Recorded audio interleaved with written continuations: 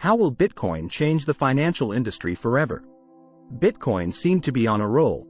El Salvador in early September declared the cryptocurrency to be legal tender, allowing it to be used for payments. There is talk of Bitcoin becoming a medium of exchange in Afghanistan, enabling financial transactions in a society where the issuance of conventional money has broken down.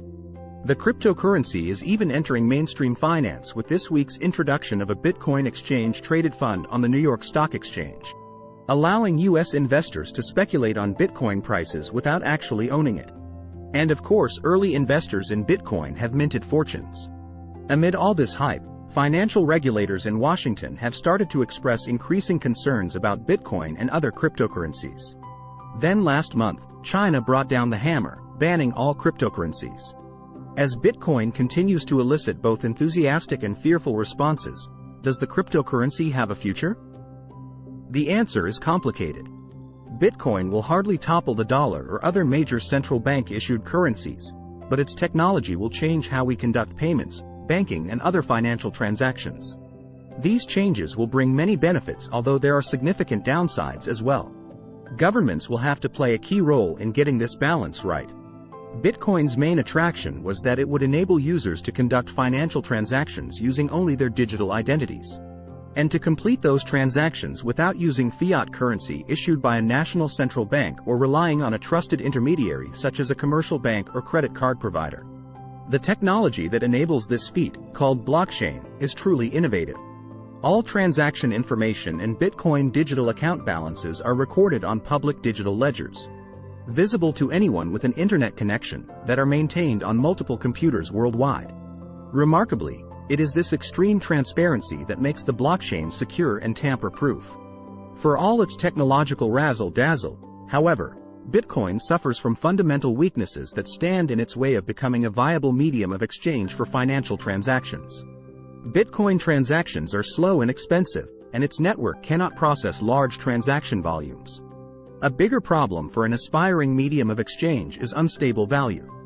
Bitcoin's wild price fluctuations, from month to month and even from day to day, make it unreliable for day-to-day transactions. In its early days, Bitcoin acquired an unsavory reputation for facilitating illicit commerce. It has been used recently by hackers who demanded ransomware payments in Bitcoins, but criminals have mostly moved on to other cryptocurrencies that offer stronger anonymity than Bitcoin. Still, governments look askance at all such cryptocurrencies for fear that they can facilitate illegal activities such as money laundering, drug trafficking, and terrorism financing. Because there is no centralized authority that manages Bitcoin, transactions cannot be reversed and mistakes cannot be rectified. Bitcoin balances that are stored in digital wallets can be lost forever if users forget or misplace their passwords. Moreover, the process by which transactions on the Bitcoin blockchain are validated requires enormous computing power and energy, with terrible environmental consequences. Oddly, even while it has largely failed in its original purpose of facilitating transactions, Bitcoin has become a financial asset. Many investors seem to believe that it is a secure investment because of its scarcity. Unlike fiat currencies such as the dollar that can be printed at will by central banks, the computer algorithm that manages Bitcoin limits its total issuance to 21 million Bitcoins. To base the value of an asset, which has no intrinsic use, just on scarcity seems a dubious proposition. But that has not stopped investors from pouring money in, creating a massive speculative bubble. The total market value of all cryptocurrencies is now a stunning $2 trillion. For all Bitcoin's flaws, the blockchain technology itself is maturing. Some new cryptocurrencies, called stablecoins, have better potential to serve as mediums of exchange. They have stable value because they are backed by stores of fiat currencies.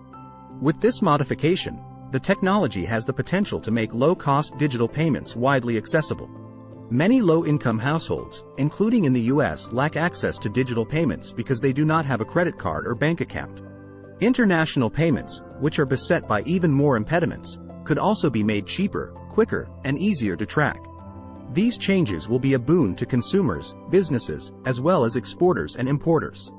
Blockchain-based finance, which sidesteps conventional financial institutions, is viewed by proponents as a way to democratize finance, enabling broader and easier access to a wide array of financial products and services. For instance, variants of the original technology are making it easier to connect savers and borrowers directly, bypassing banks. The prospect of easy access to digital payments and basic banking products for savings and credit is one that could be beneficial not just in developing countries, but even in a rich country like the US, where about 5% of the adult population is cut out of the formal financial system. But technology cannot solve all problems and even creates new ones. Financial regulators face particular challenges in updating rules to cover cryptocurrencies and related financial products that often fall between the regulatory cracks. Investor protection is a serious concern as naive, retail investors might end up taking on more risk than they realize when they get dazzled by the promise of a quick pathway to riches from the new technologies. Facebook plans to issue its own stablecoin, raising questions about privacy and how such corporations will exploit users' data. And, perhaps one day, their power to issue their own currencies that directly compete with fiat money. Here, too, the government has to play a role in setting up guardrails for the use of consumer data and to avoid the use of such unregulated cryptocurrencies for illicit commerce. Finally, there is the unsettling prospect that, rather than the new technologies leading to a more equal society, inequities in digital access and financial literacy could end up worsening socioeconomic disparities. The proliferation of digital finance could disenfranchise households that lack reliable digital connectivity. Moreover, the risks embedded in crypto assets might end up largely falling in the laps of uneducated investors who get swept up at the tail end of speculative frenzies. The future promised by the technological revolution Bitcoin has spawned is a bright one. While embracing the transformative potential of blockchain technology to benefit their citizens, governments will still have to play an active role in managing the technological, financial and social risks. If you find this video useful, don't forget to like and subscribe to our channel.